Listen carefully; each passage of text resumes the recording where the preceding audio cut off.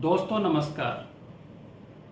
मेरी हमेशा कोशिश रहती है कि इनकम टैक्स से रिलेटेड जो लेटेस्ट अमेंडमेंट सर्कुलर्स नोटिफिकेशंस या कोई भी चेंजेस जो महत्वपूर्ण हो सकते हैं आपकी डे टू डे ट्रांजैक्शन से रिलेटेड या आपके जो जीवन पर असर डाल सकते हैं, तो उसको मैं बिल्कुल सरल भाषा में आपके सामने में लेके आऊँ और आपसे मैं बातें करूँ।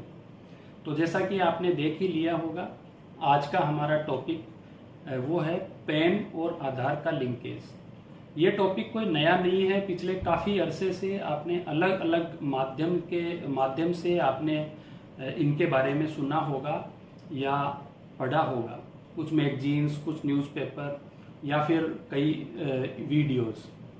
मैं आज इस पर चर्चा इसलिए कर रहा हूं कि अभी लेटेस्ट 23 अप्रैल 2024 को फिर से सीबीडीटी ने एक सर्कुलर इशू किया है, सर्कुलर नंबर 6 ऑफ 2024। अब दोस्तों ये सर्कुलर क्या है और ये पहले वाले जो सर्कुलर जो थे उससे कैसे डिफ्रेंशिएट करता है, तो मैं सबसे पहले आपको बता दूं कि जो मदर सेक्शन है in income tax act relating to this particular topic, that is section 139AA। Section 139AA ये बोलता है कि आपके पास में आधार नंबर है वो पैन से लिंक होना चाहिए और उसका इंटीमेशन डिपार्टमेंट को होना चाहिए। तो आप इंटीमेशन कैसे करते हैं? तो दो चीज़ है, जब आप रिटर्न फाइल करते हैं तो उसके अंदर आधार कार्ड नंबर और पैन नंबर दोनों मेंशन होता है।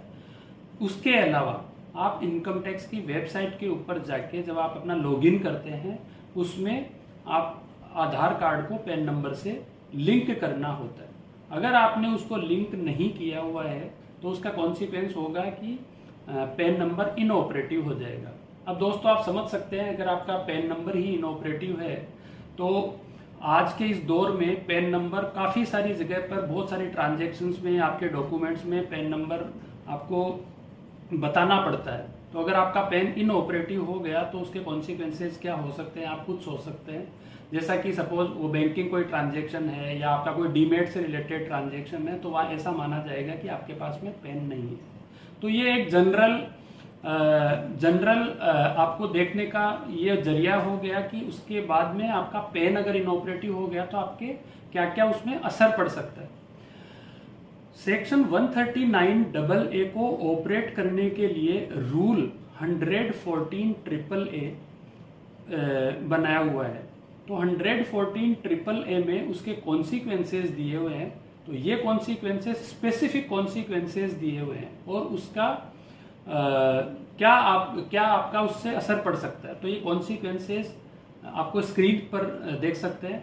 सो फर्स्ट कॉन्सिक्वेंस है, इस डिफॉल्ट पीरियड में, डिफॉल्ट मतलब आपका पैन और आधार लिंक नहीं होगा, तो ये एक डिफॉल्ट पीरियड है और इस डिफॉल्ट पीरियड में कोई भी रिफंड अगर आपको डिटरमाइन हुआ है तो वो रिफंड नहीं मिलेगा। That is number 1। दूसरा कॉन्सिक्वेंस ऐसा है कि इस डिफॉल्ट पीरियड में आपको इंटरेस्ट ऑन रिफंड नहीं मिलेगा। आप ऐसा नहीं है कि एक बार अगर आपका पैन नंबर इनऑपरेटिव हो गया तो ऑपरेटिव नहीं करवा सकते, आप बिल्कुल ऑपरेटिव करवा सकते हैं। जैसे ही आप लिंक करवा देंगे तो फिर से ऑपरेटिव हो जाएगा। लेकिन जो मैंने बताया कि सीरियल नंबर 2 का जो कॉन्सिक्वेंस है, इस डिफॉल्ट पीरियड में मतलब जब तक आपका पैन नंबर इनऑपरेटिव रहेगा उस ड्यूरेशन का इंटरेस्ट ऑन रिफंड नहीं मिलेगा। तीसरे और चौथे जो सीरियल नंबर के ऊपर कॉन्सिक्वेंसेज है वो टीडीएस और टीसीएस से रिलेटेड है। मीनिंग देयर बाय, सपोज आपकी अगर कोई इनकम है जिसके ऊपर टीडीएस कटता है, मतलब टैक्स डिडक्टेड एट सोर्स होता है, तो उसके अकॉर्डिंग ऐसा माना जाएगा कि आपके पास में पैन नहीं है। और इनकम टैक्स एक्ट में पैन अगर आप डिडक्टर को नहीं फर्निश करते हैं तो उसमें हायर रेट से आपका टैक्स डिडक्ट होगा। वो हायर रेट 20% तक हो सकता है। SITCS के प्रोविजन है कि अगर आपने पैन नंबर नहीं दिया हुआ है तो वो हायर रेट से आपसे टैक्स कलेक्ट करेगा और वो लिमिट 5% तक हो सकती है।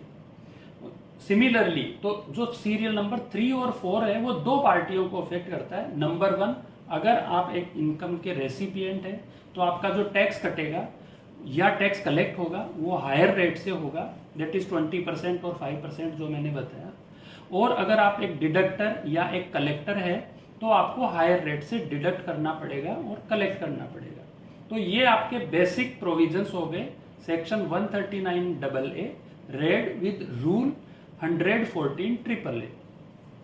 अब सर्कुलर 3 ऑफ 2023 ये इशू किया सीबीडीटी ने 28 मार्च 2023 को। उसके अकॉर्डिंग उन्होंने जो लिमिटेशन पीरियड, जो डेट ऑफ कंप्लायंस दिया, वो उस सर्कुलर के अकॉर्डिंग था 1 जुलाई 2023, यानी 1 जुलाई 2023 तक अगर आपका पैन और आधार का लिंक हो जाएगा तो आपको ये 4 कॉन्सिक्वेंसेज जो मैंने बताए वो उसमें नहीं होंगे। मतलब ये चारों में से कोई भी कॉन्सिक्वेंसेज का आपको फर्क नहीं पड़ेगा अगर आप 1 जुलाई 2023 तक लिंक कर देते हैं। लेकिन बाद में क्या हुआ कि कुछ डिडक्टर और कलेक्टर्स को इनकम टैक्स डिपार्टमेंट से नोटिसेज आने लगे कि उन्होंने इवन दाउ कुछ जो पार्टीज थी उन्होंने पैन और आधार लिंक नहीं करवाया था और फिर भी उन्होंने हायर रेट से टैक्स नहीं काटा, तो उनके पास में नोटिसेज आए। इस नोटिसेज के कारण से काफी सारे ग्रेवियंसेस फाइल हुए। तो सीबीडीटी ने उन ग्रेवियंसेस को ध्यान में रखते हुए एक लेटेस्ट अभी एक सर्कुलर इशू किया है, circular number 6 of 2024 that is dated 23 अप्रैल 2024। तो इस सर्कुलर में उन्होंने थोड़ा सा रिलैक्सेशन दिया है, लेकिन ये रिलैक्सेशन केवल और केवल आइटम नंबर 3 और 4 यानी कि टीडीएस और टीसीएस से रिलेटेड जो प्रोविजंस थे उसके अकॉर्डिंग उन्होंने उसमें एक रिलैक्सेशन दिया है। तो आप मेरी स्क्रीन पर देख सकते हैं जहां मैंने कलर किया हुआ है उसमें क्या डिफरेंस है बेसिकली सर्कुलर नंबर 6 और सर्कुलर 3 में। तो सर्कुलर 6 में जो कंप्लायंस का जो डेट दिया हुआ है वो उन्होंने रिलैक्सेशन के माध्यम से बताया कि अगर कोई भी ट्रांजैक्शन जो 31 मार्च 2024 तक होता है और उसके बाद में जो डेट ऑफ कंप्लायंस उन्होंने बताया वो है 31 मई 2024, यानी कि अगर कोई ट्रांजैक्शन 31 मार्च 24 तक हो जाता है और अगर आपका पेन इनऑपरेटिव था जो कि ऑपरेटिव हो जाता है टिल 31 मई 2024, तो आपको सीरियल नंबर 3 और 4 के अकॉर्डिंग जो कॉन्सिक्वेंसेस थे यानी कि टीडीएस और टीसीएस के ऊपर जो हायर रेट लगने वाली थी वो नहीं लगेगी। तो दोस्तों आपने गौर किया होगा कि सर्कुलर नंबर 6 और सर्कुलर नंबर 3 में आइटम नंबर 1 और 2 में कोई भी डिफरेंस नहीं है, यानी आज भी उसका जो डेट है वो 1 जुलाई 2023 ही है। सर्कुलर 6 में उससे रिलेटेड कोई भी रिलैक्सेशन नहीं है, यानी अगर आपका रिफंड बन रहा है या उसके ऊपर इंटरेस्ट बन रहा है तो आपको 1 जुलाई 2023 तक ही करवाना था। उसके पीरियड में अगर आपका कोई डिफॉल्ट पीरियड है उस डिफॉल्ट पीरियड में आपको रिफंड नहीं मिलेगा और उस रिफंड के ऊपर इंटरेस्ट नहीं मिलेगा। आपको इंटरेस्ट जिस दिन से मिलेगा जब आपका अकाउंट, आपका पैन नंबर ऑपरेटिव हो जाएगा यानी आधार से लिंक हो जाएगा। तो दोस्तों ये बहुत ही इंपॉर्टेंट एक वीडियो है, आपने उसको ध्यान से सुना होगा इसलिए, और मैं आशा करता हूं कि आपने अपना पैन आधार से लिंक करवा लिया होगा। अगर नहीं भी करवाया है तो आप इनकम टैक्स के पोर्टल पर जाके और आप वो प्रोसीजर फॉलो कर सकते हैं और उससे लिंक कर सकते हैं और इन चारों कॉन्सिक्वेंसेज से आप बच सकते हैं। ये बहुत ही एक महत्वपूर्ण जानकारी थी, तो इसलिए मैंने सोचा कि आपसे ये डिस्कस करूं। इससे रिलेटेड आपको अगर कोई भी क्वेरी है तो आप कमेंट सेक्शन में आप कर सकते हो और मैं पूरी ट्राई करूंगा कि आपको उसका मैं जवाब दूं। ये वीडियो आपने बहुत ध्यान से सुना, उसके लिए बहुत बहुत धन्यवाद।